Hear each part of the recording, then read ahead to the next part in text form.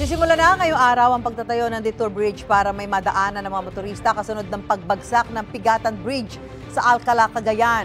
Ayon sa Department of Public Works and Highways, may kapasidad itong 40 tonelada, mas malaki sa 18 toneladang kapasidad ng bumagsak na tulay.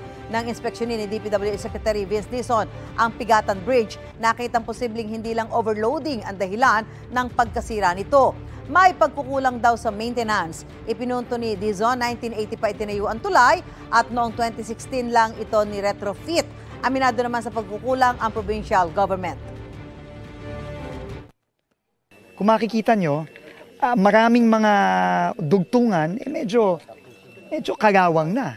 At dahil dyan, talagang yung bakal na yan, pagka talagang mabigat, yan ang kumakapit dun sa buong bridge. Ako mismo, gobernador ng Cagayan, ay may responsibilidad dito. Responsibilidad ko, sana nakita ko yan na kailangan na ng repair.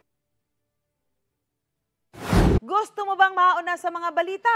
Mag-subscribe na sa GMA Integrated News sa YouTube at tumutok sa Unang Balita.